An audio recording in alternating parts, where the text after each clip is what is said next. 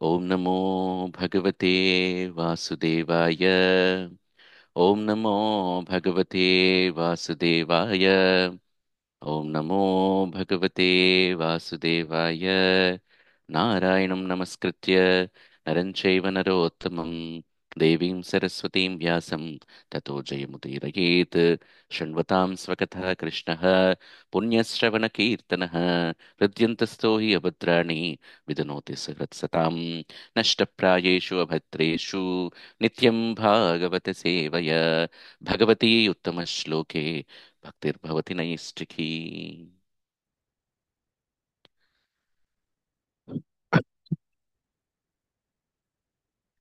Hare Krishna, devotees, welcome back to another session of Bhagavad Gita. So, ఈరోజు మనము Bhagavad Gita chapter 1 start చేసుకోబోతున్నాము. I think our journey of Bhagavad Gita learning has started again. So last week మనము ఒక ఉపోద్ఘాతం లాగా, ఒక introduction లాగా చేసుకున్నాము. We have introduced Bhagavad Gita. Why Bhagavad Gita is very important to understand. ఎలా అర్థం చేసుకోవాలి, దానికి సంబంధించిన ఎలిజిబిలిటీ ఏంటి, ఏ స్పిరిట్లో భగవద్గీతను అర్థం చేసుకోవాలి. ఒక డివోషనల్ స్పిరిట్లో, ఒక సబ్మిసివ్ స్పిరిట్లో, ఒక అర్జున స్పిరిట్లో తెలుసుకోవాలని మనం చాలా డీటెయిల్డ్గా మాట్లాడుకున్నాం. అండ్ శిల ప్రభుపాదులు వారు మనకిచ్చిన ఆ ఇంట్రడక్షన్ టు భగవద్గీత కాంటెక్స్ట్లో ఉన్న కీ పాయింట్స్ మనం అంది చర్చించుకున్నాం. ఈ రోజు నుంచి, ఈరోజు మనము chapter 1 Arjuna Vishada Yoga, right, observing armies in the battle field of Kurukshetra. Kurukshetra రణరంగం మొదలవబోతుంది. అక్కడ జరిగే యొక్క సంభాషణలు ఏ విధంగా మొదలయ్యాయి, ఆ, మనకు కృష్ణ అర్జునుడి మధ్య సంభాషణ ఈసారే మొదలవుతుందా, ఎలా అవుతుంది, అవన్నీ కూడా మనము ఇప్పుడు ఇవాళ చర్చించుకోబోతున్నాం. సో కొంచెం ఈ భగవద్గీత మనము అక్కడ ఏం జరిగింది అనే దానికన్నా ముందు ఒక హిస్టారికల్ కాంటెక్స్ట్ మనం కొంచెం సేపు మాట్లాడుకున్నట్లయితే మనకు తెలిసిన విషయాలు కొన్ని మాట్లాడుకుందాం మళ్ళీ. ఎందుకంటే అది మనకి ఒక దీన్ని కనెక్ట్ చేసుకోవడానికి చాలా ఉపయోగపడుతుంది. రైట్. ద హిస్టారికల్ కాంటెక్స్ట్ ఏంటి అంటే, మొత్తం ఈ యొక్క భగవద్గీతకు నేపథ్యం అంతా కూడా ఎక్కడ మొదలవుతుంది, మహాభారతంలో ఒక ఘటనగా ప్రత్యక్షమవుతుంది కదా. మహాభారతాన్ని ఈ విశాల భారతదేశ చరిత్రగా వర్ణిస్తారు అందరూ కూడా. లైక్ పూర్వకాలంలో మొత్తం ఏవైతే ఈ భూమిని అంతా కూడా రాజులు పరిపాలించే వాళ్ళు అనమాట. హస్తినాపురాన్ని రాజధానిగా చేసుకుని ఈ భూమిని అంతా కూడా ఒక రాజులు పరిపాలించేవారు. ఉమ్, ఈ మహాభారతం కూడా అలాంటి ఒక పరిపాలనకు సంబంధించిన ఆ యొక్క కథాంశం అంతా కూడా ఆ మనకు వివరిస్తుంది కదా. సో అలా మహాభారతం కృష్ణుడు అర్జునునికి భగవద్గీతను ఉపదేశించిన పరిస్థితులకు దారితీసిన కొన్ని సంఘటనలు వర్ణిస్తుంది. అంటే అసలు భగవద్గీత కృష్ణుడు అర్జునుడికి చెప్పాల్సిన అవసరం ఏమొచ్చింది అని దానికి ఉన్న సంబంధించిన సంఘటనలన్నీ కూడా మనకు మహాభారతం చెప్తుంది. అంటే Mahabharata is all centred towards దేని గురించి ఇదంతా జరిగింది, కృష్ణుడు దేని గురించి ఇవన్నీ చేశాడు అంటే, at end of the day Krishna అర్జునుడికి భగవద్గీత బోధించడానికి, ఆ తద్వారా అవన్నీ కూడా ఇన్స్ట్రక్షన్స్ భక్తులకి చేరవేయటానికి అయినాయి అనేసి మనం అర్థం చేసుకోవాల్సి ఉంటుంది. రైట్. అవన్నీ కూడా ఈ యొక్క భగవద్గీతకు, ఈ పరిస్థితులకు దారి తీసిన సంఘటనలన్నీ కూడా వర్ణిస్తారనమాట. రైట్. ఒకసారి అసలు చూసినట్లయితే, అసలు ఈ కురు వంశం ఏంటి, వాళ్ళకి అసలు ఈ కురుక్షేత్ర రంగం ఎలా యుద్ధం మొదలైందని చూసుకున్నట్లయితే, కురు వంశానికి చెందిన ధృతరాష్ట్రుడు, పాండు ఇద్దరు అన్నదమ్ములు. వీరు వీరి యొక్క ఏన్సిస్టర్స్ ఎవరు అంటే భరత మహారాజు నుంచి వస్తున్నారనమాట. భరత ఆ, రాజు నుంచి వస్తున్నారు కదా. ధృతరాష్ట్రుడు పెద్దవాడైన, పుట్టినప్పటి నుంచి కూడా అంధుడైన ఉండడం కారణంగా ఈ సింహాసనాన్ని అధిరోహించలేకపోతాడనమాట. రైట్. తమ్ముడు పాండు ప్రపంచాధిపతిగా అయ్యాడు, కానీ చాలా చిన్న వయసులోనే మరణించి తన 5 పిల్లలు, కుమారులను వదిలిపెట్టి వెళ్ళిపోతాడు. అప్పుడు ఆ ఐదుగురు కుమారుల్లో పెద్దవాడైన యుధిష్ఠిరుడు ధర్మరాజు వ- కొంచెం పెద్దగా అయ్యేంత వరకు ఆ, ఆయన రాజ్యపాలన చేయలేడు కాబట్టి చిన్నపిల్లవాళ్ళు కాబట్టి ధృతరాష్ట్రుడు ఒక ఒక సంరక్షక రాజుగా వ్యవహరించి అక్కడ ఆ రాజ్యం అంతా కూడా పరిపాలిస్తుంటాడు. ఈ ధృతరాష్ట్రుని కుమారులు ఎవరు అంటే కౌరవులు కదా, మనకందరికి తెలిసిన విషయమే. ఈ కౌరవులు పాండుని కుమారులు. ఐ మీన్, ధృతరాష్ట్రుని కుమారులేమో కౌరవులు, పాండవుని కుమారులేమో ఆ, పాండవులు అయిపోతారు కదా. ఇద్దరు ఒకటే రాజమందిరంలో పెరిగి ఈ ద్రోణాచార్యుడి దగ్గరే యుద్ధ సైనిక విద్యలందరూ కూడా నేర్చుకుంటారు. ఇద్దరు ఒక గురువు గారి దగ్గరే, ద్రోణాచార్య దగ్గరే నేర్చుకుంటారు. అండ్ తమ తాత దగ్గర అయిన భీష్ముడి దగ్గర కూడా ప్రత్యేక మార్గదర్శకత్వమైన కొన్ని ఆ, అలవాట్లు, కొన్ని ట్రైనింగ్స్, విద్యలు కూడా పొందుతారనమాట. సో ఈ ధృతరాష్ట్రుని కుమారుల్లో ముఖ్యంగా ఉండేవాడు ఎవరంటే దుర్యోధనుడు. పాండవులపై అసూయ విద్వేషాలు పెంచుకుంటాడనమాట. ఎందుకు? పాండవులు పెద్దగా అయితే సింహాసనాన్ని అధిష్టిస్తారు అని ನನಗೆ తెలుసు. పాండవులు చాలా పుణ్యాత్ములు, చాలా గొప్పవాళ్ళని తెలుసు. తనతో పాటు సరితూగంగా ఉండే ఒక విలువిద్యలు నేర్చుకున్నారు, క్షత్రియ ధర్మం పాటించేవారని తెలుసు. కాబట్టి ఎప్పుడైతే పాండవులు పెద్దగా అయిపోతారో అప్పుడు సింహాసనాన్ని అధిష్టిస్తారని అతనికి తెలిసి అసూయ విద్వేషాలు పెంచుకుంటాడు. కాబట్టి ధృతరాష్ట్రుని సమ్మతితోనే దుర్యోధనుడు చాలాసార్లు పాండవులను చంపే కుట్రలు చేస్తాడు. కానీ కృష్ణ వల్ల కృష్ణుడి యొక్క రక్షణ వల్ల పాండవులు ఆ ప్రయత్నాలన్నీ కూడా తప్పించుకుని చాలా సురక్షితంగా ఉంటారు. సో ఇక్కడ ఒక చిన్న విషయం మనం ఏం తెలుసుకోవాలంటే, ఇక్కడ కృష్ణుడు సాధారణ ఒక చారిత్రకమైన వ్యక్తి మాత్రమే కాదు. Okay, he is not an historical person, is not historical ఒక కింగ్. ఆల్దో ద్వారకాకి రాజు అయినప్పటికీ ఆయన దేవాదిదేవుడు, భగవంతుడు అని మనం ఎప్పుడు కూడా గుర్తుపెట్టుకుంటూ ఉండాలి. ఈ యొక్క ఈ భూభారాన్ని తగ్గించడానికి వచ్చిన, ఈ అధర్మాన్ని పారదోవడానికి వచ్చిన, ధర్మాన్ని స్థాపించడానికి వచ్చిన వాళ్ళు ఆయన శ్రీకృష్ణ భగవానుడు కదా. ఆ మొత్తము అభక్తులను పారదోలి భక్తులకు రక్షణ కల్పించడానికి వచ్చిన వాడు కృష్ణ భగవానుడు. సో ఆ విధంగా Krishna, although he's part of all activities, అన్ని ఆ యొక్క చర్యల్లో ఒక పాలు పంచుకున్నాడే కానీ it's not that is a normal human being అనేసి మనం ఎప్పుడు కూడా అర్థం చేసుకోవాలి. కాబట్టి కురుక్షేత్ర యుద్ధం కూడా ఈ యొక్క భూభారాన్ని తగ్గించడానికే కృష్ణుడు ఏర్పాటు చేశాడు. దుర్యోధనుడు పాండవులను చంపటంలో విఫలమైన తర్వాత వారికి ఏం చేశాడు? ఎన్ని రకాలుగా ప్రయత్నించినా కూడా వాళ్ళు చనిపోకపోవటం, వాళ్ళకి రక్షణ కల్పించడం వల్ల ఈ యొక్క పాచికలు ఆడటము, ఆ పాచికల్లో వాళ్ళు ఓడిపోవటము, వాళ్ళు ఓడిపోయిన తర్వాత వాళ్ళని అరణ్యవాసానికి పంపటము, ఆ తర్వాత దుర్యోధనుడు ఆ రాజ్యాన్ని స్వాధీనం చేసుకోవటం అంతా జరుగుతుందన్నమాట. వనవాసం పూర్తయిన తర్వాత రాజ్యం తిరిగి ఇవ్వాలని అంగీకారం ఉండంగా పాండవులు ఏం చేస్తారంటే 13 సంవత్సరాల వనవాసం పూర్తి చేసుకొని వచ్చినప్పుడు దుర్యోధనుడి వద్ద తమ రాజ్యాన్ని కోరారనమాట. కానీ దుర్యోధనుడు నిరాకరిస్తాడు. కాబట్టి ప్రజా పరిపాలన ఆ, ద్వారా ధర్మవృత్తిని స్థాపించవచ్చు అనే ఒక ఉద్దేశంతో, క్షత్రియ ధర్మంతో పాండవులు ఏం చేస్తారంటే, సరేనండి ఇవ్వకపోయినా సరే ఈ మాకు ఐదుగురికి కనీసం 5 గ్రామాలైనా ఇవ్వమని అది యాచిస్తారనమాట. కానీ దుర్యోధనుడు అహంకారంతో సూది అంచునేలైనా కూడా నేను ఇవ్వను అనేసి అలా నిర్ణయించుకుంటాడనమాట. దీంతో దుర్యోధనుడు వారిని యుద్ధానికి సవాల్ చేసినట్లే కావడంతో పాండవులు యుద్ధం చేయక తప్పలేదు. అయినా ధర్మరాజు ధర్మబద్ధుడైన ఉన్న కారణంగా యుద్ధం కాకుండా శాంతి కోసం చాలా ప్రయత్నిస్తాడు. దానికోసం కృష్ణుణ్ణి కూడా తమ తరఫున దూతగా మరీ పంపి యుద్ధాన్ని ఆపడానికి ప్రయత్నిస్తాడు.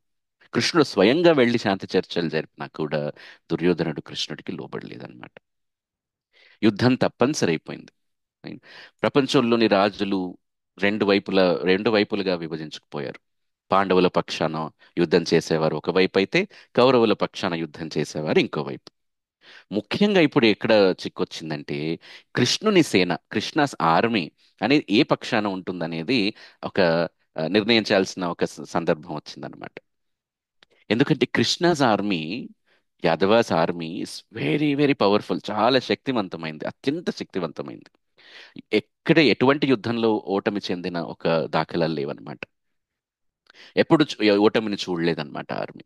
కాబట్టి ఆ కృష్ణాస్ ఆర్మీ ఇప్పుడు ఎటువైపు మొగ్గు చూపుతుంది అనేసి ఒక చాలా ఆ, నిర్ణయం చేయాల్సిన అవసరం వచ్చింది. అండ్ ఇంకొక విషయం ఏంటంటే, దేవాది దేవుడైన భగవంతుడు తాను ఎటువంటి ఆయుధాలు పట్టబోనని, నేను యుద్ధంలో ఎటువంటి డైరెక్ట్గా నేను పాల్గొనబోనని కూడా నిర్ణయించుకున్నాడు. కాబట్టి కృష్ణుడు ఒక పక్షాన, కృష్ణుడి యొక్క సేన ఒక పక్షాన ఉండేలా చేసి తనను గాని తన సేనను గాని ఎంచుకునే అవకాశాన్ని ఇరు పక్షాలకు కృష్ణ ఇచ్చాడనమాట. దుర్యోధనుడికి ఏంటంటే చాలా క్యాలిక్యులేషన్స్ ఉంటాయి కదా. సో ఈ భౌతిక లాభ నష్టాలు, ఈ క్యాలిక్యులేషన్స్ లెక్కలు వేసి కృష్ణుడు యుద్ధం చేయడం తెలుసు కదా. కాబట్టి కృష్ణాస్ ఆర్మీ తీసుకున్నాం అనుకోండి, ఏమవుతుందో అయిపోతుంది, right. Krishna's army is very powerful కాబట్టి కృష్ణుని సేనని కోరాడనమాట. ఆన్ ద కాంట్రరీ, అర్జునుడు మాత్రం అలాంటి ఏం లెక్కలు లేకుండా కృష్ణుణ్ణే తన వైపు కోరాడు. సో అర్జునుడు కృష్ణుణ్ణి ఎంచుకున్నప్పుడు దుర్యోధనుడు ఆయన కృష్ణుడి యొక్క సేన దక్కిందని సంతోషించాడు. అలాగే అర్జునుడు ఆ సేనతో నాకెందుకు, కృష్ణుడే తన వైపు ఉండడం సంతోషించాడు. సో ఇరువైపులా సంతోషకరంగా ఆ విభజన జరిగింది. సో సేన కన్నా కృష్ణుడే ముఖ్యం అని అర్జునుడు తెలుసుకున్నాడు. ఇది చాలా ఇంపార్టెంట్ టు నోట్. సో ఎన్నో అక్షోహిణులు ఉన్న యుద్ధ సేనను కూడా వదిలేసి నాకు ఒక కృష్ణ ఉంటే చాలు. మళ్ళీ కృష్ణ ఏం నిర్ణయించుకున్నాడు, నేను ఎటువంటి ఆ, ఆయుధాలు పట్టను, ఎటువంటి డైరెక్ట్ గా యుద్ధం చేయబోను అని నిర్ణయించుకున్నాడు. అలాంటి ఒక కృష్ణని తను తనే ముఖ్యం అని అర్జునుడు has chosen Krishna in his life. And that is how we should know. మనం ఏం నేర్చుకోవాలంటే మన జీవితంలో కృష్ణుణ్ణి ఏ విధంగా ఎంచుకోవాలి, కృష్ణుని ఏ విధంగా మన జీవన శైలిలో మనం యూనో మనసులో మొత్తం కూడా ఇమిడించుకోవాలి, కృష్ణ కాన్షియస్నెస్ని ఏ విధంగా ఇమిడించుకోవాలి అనేది కూడా మనకు ఈ యొక్క దీని వల్ల కూడా మనం అర్థం చేసుకోవాలన్నమాట. సో ఇది కాంటెక్స్ట్, ఇది హిస్టారికల్ కాంటెక్స్ట్. రెండు వైపులుగా విభజించిపోయారు. ఇప్పుడు యుద్ధం మొదలైపోయింది. ఇప్పుడు యుద్ధం కురుక్షేత్రాన్ని ఎంచుకున్నారు. కురుక్షేత్ర రంగాన్ని ఎంచుకుని అందరూ కూడా కౌరవులు, పాండవులు అందరూ కూడా ఆర్మీస్ అన్ని కూడా కురుక్షేత్ర రంగానికి వచ్చాయి. అక్కడ ఇప్పుడు జరగబోయేవన్నీ కూడా భగవద్గీత చాప్టర్ 1 నుంచి మొదలవుతుంది. భగవద్గీత చాప్టర్ 1 దేంతో మొదలవుతుంది అంటే ధృతరాష్ట్రుని యొక్క క్వశ్చన్తో మొదలవుతుంది. ధృతరాష్ట్రుని ఎవరిని అడుగుతున్నాడు ఇక్కడ అంటే సంజయుడిని అడుగుతున్నాడు. సంజయుడు ఎవరు అంటే ఆయన యొక్క సెక్రటరీ, ఆయన యొక్క కార్యదర్శి అన్నమాట. సో ఇలాగా మనకి ఆ, భగవద్గీత ఇక్కడి నుంచి మొదలవుతుంది. దీన్ని అసలు ఎందుకు ఈ కురుక్షేత్ర రంగానికి వీళ్ళందరూ వచ్చారు, ధర్మ ధృతరాష్ట్రుడు ఏ విధంగా స్టార్ట్ చేస్తాడనే ఒక హిస్టారికల్ కాంటెక్స్ట్ గురించి మనం ఇప్పటిదాకా మాట్లాడుకున్నాం. ఈ అధ్యాయం చూసినట్లయితే మనకు ఓవరాల్గా ఏంటంటే ఫస్ట్ ఒక 3 శ్లోకాస్ వరకు మనకు మొత్తం ఒక పరిచయ వేదిక లాగా ఉంటుంది. ధృతరాష్ట్రుడు ఆ, మన సంజయుడిని అడగటము, సంజయుడు అక్కడ ఏం జరుగుతుందో చెప్పడం దాని గురించి ఉంటుంది. 4th శ్లోకా నుంచి 19th శ్లోకా వరకు కూడా యుద్ధం ఎలా ఆరంభం అవబోతుంది, అక్కడ జరిగే సంభాషణలు ఏ విధంగా ఉన్నాయి, వారి వారి యొక్క యుద్ధ రంగాన్ని యొక్క వాళ్ళ యొక్క సామర్థ్యత ఏ విధంగా నిర్ణయించుకున్నారు, వాటి గురించి ఉంటుందన్నమాట. 20th శ్లోకా నుంచి 45th శ్లోకా వరకు అర్జునుడి యొక్క భావోద్వేగ ఒక సంకటం, ఒక డౌట్స్ ఉంటాయి అన్నమాట. ఇట్స్ ఎమోషనల్ డౌట్స్ ఉంటాయి, ప్లస్ విషాదం ఏర్పరచుకుంటాడు. చాలా రకాల డౌట్స్ తోటి చాలా రకాల ఎమోషనల్ డెసిషన్స్ తీసుకోవటం కూడా ఈ యొక్క 25 శ్లోకాల్లో ఉంటుంది. ఆ తర్వాత last one or 2 shlokas will be the spiritual turning point. ఇంతగానో డౌట్ఫుల్గా ఉన్న అర్జునుడికి ఎటువంటి ఒక స్పిరిచువల్ టర్నింగ్ పాయింట్ ఉంటుంది. ఆ స్పిరిచువల్ టర్నింగ్ పాయింట్ మనకు నెక్స్ట్ చాప్టర్ నుంచి కృష్ణ ఏ విధంగా అర్జునుడికి బోధనలు చేస్తాడు, ఏ విధంగా అర్జునుడు క్యాపబుల్ అవుతాడు, ఎలిజిబుల్ అవుతారు భగవద్గీత ఇన్స్ట్రక్షన్స్ తీసుకోవటానికి అనేది మనకు తెలుస్తుంది. So it's 4 parts. ఈ చాప్టర్ని మనం చూసినట్లయితే ఈ 4 సెక్షన్స్గా మనం చూడొచ్చు అనమాట. ఇప్పుడు మనం ఒక్కొక్క సెక్షన్, ఒక్కొక్క దాంట్లో ఏ విధంగా మనకి ఆ, ఉంటుందో మనము ఇప్పుడు మనం తెలుసుకుందాం. మొదటగా బ్యాక్ టు ద థింగ్. ఇరు సైన్యాలు యుద్ధానికి సమీకరించారు, ఒక వేదిక మొదలైపోయింది. ఇక్కడే భగవద్గీత ప్రారంభం అవుతుంది కదా. సో భగవద్గీతలో ధృతరాష్ట్రుడి ప్రశ్నతో మొదలవుతుందని మనం తెలుసుకున్నాం కాబట్టి ధృతరాష్ట్రుడు తన కార్యదర్శి సంజయుడిని అడుగుతాడనమాట. ఏమడుగుతాడు? సంజయ, ధర్మక్షేత్రే కురుక్షేత్రే సమవేతాయుత్సవ మామకా పాండవాశ్చైవ కిమకుర్వత సంజయ అని అడుగుతాడు అనమాట. ఏమడుగుతున్నాడు ఆయన? ఆయన యొక్క సంజయుడికి వ్యాసదేవుని యొక్క కృపతో, వ్యాసదేవుడి యొక్క ఆయన యొక్క శిష్యుడు కాబట్టి సంజయుడు, వ్యాసదేవుని యొక్క కృపతో వీళ్ళు హస్తినాపురంలో కూర్చున్నా కూడా అక్కడెక్కడో యుద్ధభూమి కురుక్షేత్ర యుద్ధభూమిలో జరిగేవన్నిటిని కూడా దర్శించగలుగుతాడనమాట. ఆ యొక్క దర్శన భాగ్యం తనకు కలుగుతుంది. ఇక్కడ ధృతరాష్ట్రుడు సంజయుడిని అడుగుతూ ఉంటాడు, అక్కడ ఏం జరుగుతుందయ్యా అని. సో అందువల్ల కురుక్షేత్ర యుద్ధ రంగంలో జరుగుతున్న విషయాలన్నీ కూడా ధృతరాష్ట్రుడు తెలుసుకోగలుగుతాడు. ఆయన సంజయుడు కూడా వర్ణిస్తాడనమాట ధృతరాష్ట్రునికి. సో ధృతరాష్ట్రుడి క్వశ్చన్ ఏంటి? ఈ ధర్మక్షేత్రమైన కురుక్షేత్రంలో ఈ సమీకరించిన నా కుమారులు, పాండుని యొక్క కుమారులు పాండవులు యుద్ధానికి సంబద్ధతులై ఏం చేస్తున్నారు, ఏం చేశారు? ఉం? ప్రత్యేకంగా ఇక్కడ మనకు ఈ కురుక్షేత్ర రంగాన్ని ధర్మక్షేత్రంగా వివరిస్తారు. ఎందుకు ఎందుకు ఇది ధర్మక్షేత్రం అయింది అంటే, అక్కడ తీర్థక్షేత్రంగా ఎందుకు పేర్కొన్నారు అంటే, అక్కడ ఒక ధర్మబద్ధమైన యాక్టివిటీస్ అన్ని నడుస్తూ ఉంటాయి ఒకటి. రెండు, అక్కడ శ్రీకృష్ణ భగవానుడు, దేవాది దేవుడైన శ్రీకృష్ణ భగవానుడు అక్కడ పాదం మోపాడు కాబట్టి అది ధర్మక్షేత్రం అయిపోయింది. ప్లస్ ఈ యొక్క రణరంగం అయిన తర్వాత ధర్మాన్ని స్థాపించడానికి జరిగే యొక్క ఈ రణరంగం మొత్తం కూడా ధర్మాన్ని స్థాపించడానికే కాబట్టి అది ధర్మక్షేత్రమైంది. ఇంకొకటి, పాండవులు చాలా ధర్మబద్ధమైన వాళ్ళు. అసలు ధృతరాష్ట్రుడికి వాళ్ళ పాండవులు గెలుస్తారని ఆల్రెడీ తెలుసు. మొత్తం ఈ పవిత్ర క్షేత్రం, పుణ్యక్షేత్రం, ఈ కురుక్షేత్ర రంగం అంతా కూడా పాండవులు ధార్మికులై ఉండడం వల్ల వాళ్ళకి అనుకూలంగా ఉంటుందని కూడా ధృతరాష్ట్రునికి తెలుసు. కానీ ఒక ఇల్యూజన్ వల్ల, ఒక మాయా ప్రభావం చేతం వల్ల తన కుమారులే ఎలాగైనా గెలవాలని ఆశించాడు కాబట్టి ఆయన ఇంకా అసలు ఏం జరుగుతుంది అనేసి అడుగుతాడు. అండ్ ఇంకా ఈ శ్లోకంలో మామక పాండవాస్ చేయవ అంటే, మామక అంటే మా వాళ్ళు అని అర్థం. పాండవులు కూడా తన కుమారులే కదా.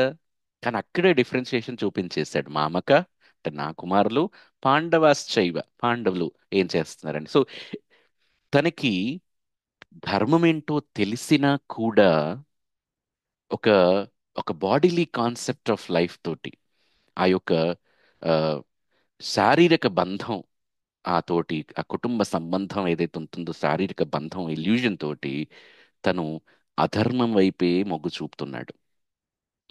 Although you know the knowledge, in spite of you knowing the knowledge, that is actually still going to the ignorance అనమాట.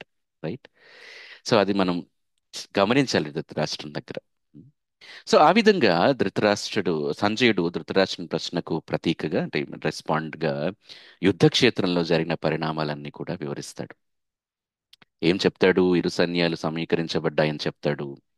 తర్వాత పాండవులు సైన్యాన్ని చూసిన వెంటనే, సో ఇక్కడ ఏమవుతుందంటే, ఇక్కడ సంజయుడు ధృతరాష్ట్రునికి చెప్తున్నాడు అనమాట. సంజయుడు ధృతరాష్ట్రునికి చెప్తున్నప్పుడు ఏం చెప్తాడంటే, ఫస్ట్ పాండవుల యొక్క ఆర్మీని చూసి దుర్యోధనుడు భయపడ్డాడు అని చెప్తాడు ఇక్కడ ఫస్ట్. అసలు దుర్యోధనుడి యొక్క అంటే కౌరవుల యొక్క ఆర్మీస్ ఎన్ని ఉన్నాయంటే 11 అక్షౌహిణి దళాలు ఉన్నాయి. మహాభారతం ప్రకారం కౌరవుల వైపు ఎన్ని ఉన్నాయి? 11 అక్షౌహిణి దళాలు ఉన్నాయి. పాండవుల వైపు కేవలం 7 అక్షౌహిణి దళాలే ఉన్నాయి. అయినా కూడా ఈ యొక్క దుర్యోధనుడు పాండవుల సైన్యాన్ని చూసి భయపడి ఒకసారి ఆచార్యుడి దగ్గరికి వెళ్తాడు. ద్రోణాచార్య దగ్గరికి వెళ్ళి మాట్లాడతాడు. జనరల్గా ఏంటంటే ఎవరికన్నా భయం వచ్చినా, ఏమన్నా డౌట్ వచ్చినా కూడా కమాండర్ ఇన్ చీఫ్ అంటారు యుద్ధ రంగంలో, సైన్యాధికారి అంటారు కదా. కౌరవుల వైపు సైన్యాధికారి ద్రోణాచార్యుడు.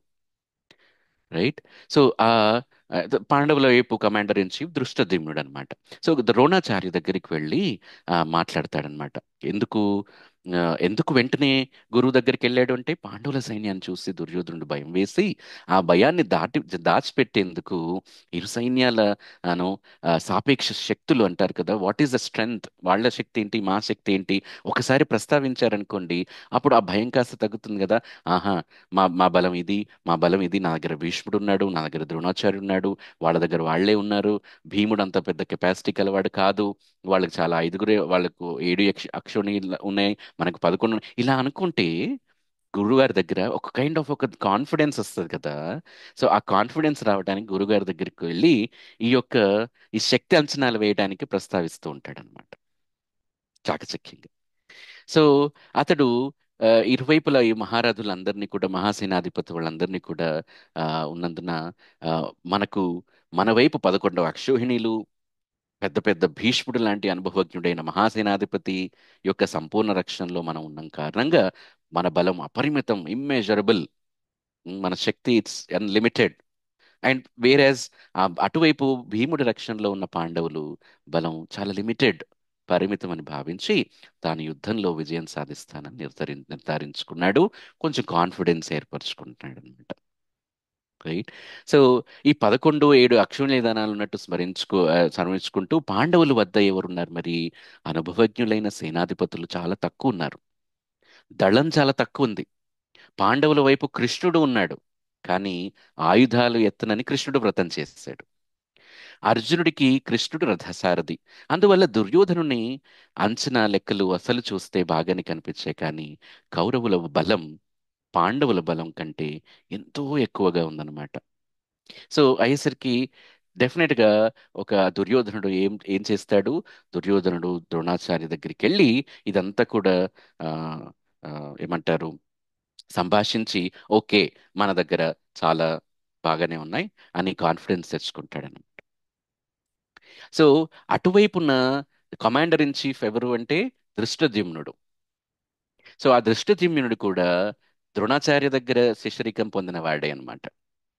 సో కాబట్టి ద్రోణాచార్య దగ్గరికి వెళ్ళి ఆ ధృష్టద్యుమ్నుడు చూసా, సన్ ఆఫ్ ద్రుపద అంటారు ఇక్కడ శ్లోకాలు. ద్రుపద పుత్ర అంటారు. ద్రుపద పుత్రుడు ఎవరు? ధృష్టద్యుమ్నుడు ఇక్కడ. సో ఆయన ఉన్నాడు కదా అని ద్రోణాచార్యుడికి రెచ్చగొడుతున్నాడు. అంటే మీ దగ్గర శిష్యరికం చేసేవాడు మీ వైపే విల్లు చూపిస్తున్నాడే అని రెచ్చగొడుతున్నారు ద్రోణాచార్యుడికి అక్కడ. ఆ ఇంకా ఏంటంటే అక్కడ పాండవుల వైపు మహారథులు ఒక అర్జునుడు మాత్రమే. కానీ కౌరవుల వైపు మహారథులు ఎవరున్నారు? భీష్ముడు, పెద్ద పెద్ద మహారథులు వాళ్ళు. భీష్ముడు, ద్రోణాచార్య, కర్ణుడు, అశ్వత్థాముడు, వీళ్ళందరూ ఉన్నారు. అతిరథులు ఎవరు? అతిరథులు పాండవుల వైపు కేవలం యుధిష్ఠిరుడు, భీముడు, ఆ, దృష్టద్యుమ్నుడు, ఘటోత్కచుడు, సాత్యకి, యూత్సుడు మాత్రమే. కానీ అక్కడ ఇంకా చాలా మంది ఉన్నారనమాట. సో అట్లా ఏ రకంగా చూసినా, అతిరథ మహారథుల్లో చూసినా, కమాండర్ ఇన్ చీఫ్ యొక్క శక్తులు చూసినా, అక్షోహిణుల యొక్క కౌంట్ చూసినా, కౌరవుల వైపు చాలా ఎక్కువ ఆ, ఉన్నారనమాట. అక్షోహిణి అంటే ఏంటంటే ఒక్క అక్షోహిణిలో 21,870 చారియట్స్ ఉంటాయి, రథాలు ఉంటాయి. 21,000 ఏనుగులు ఉంటాయి. 65,000 గుర్రాలు ఉంటాయి. అండ్ 1,00,000 మంది సోల్జర్స్ ఉంటారు. ఇవన్నీ కలిపితే ఒక అక్షోహిణి.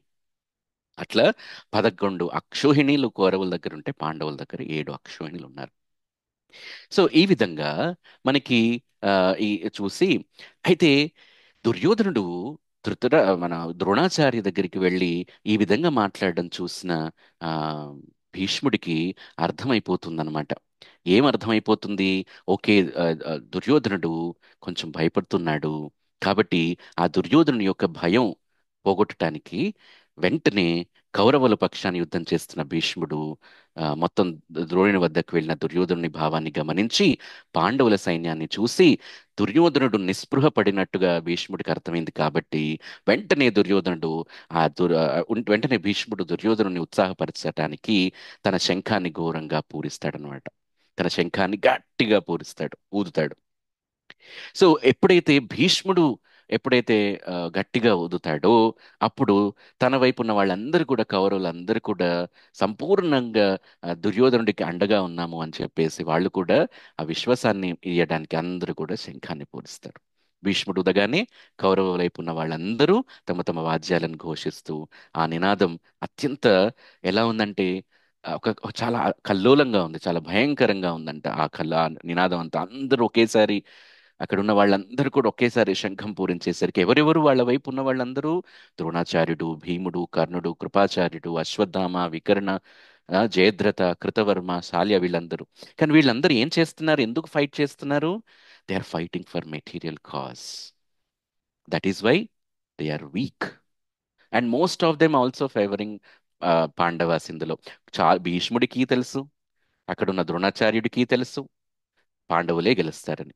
కానీ ఇక్కడ దుర్యోధనుడికి యొక్క దాంతోటి ఒక ఆ, ఆ, ఏమంటారు, బీయింగ్ సమ్ బయస్డ్ గా ఉండడానికి అక్కడ వాళ్ళు అక్కడ కౌరవుల్ని రిప్రజెంట్ చేస్తారనమాట. కానీ అటువైపు ఎవరున్నారు? భీముడు, ఐదుగురు పాండవులు ఉన్నారు. పురుజిత్, దృష్టకేతు, చేకితాన, శైబ్య, దృష్టద్యుమ్న, వీళ్ళందరూ ఉన్నారు. వీళ్ళందరూ ఎందుకు ఫైట్ చేస్తున్నారు? They are fighting for rights. Rights for what? Not for material gain. It is for ధర్మ.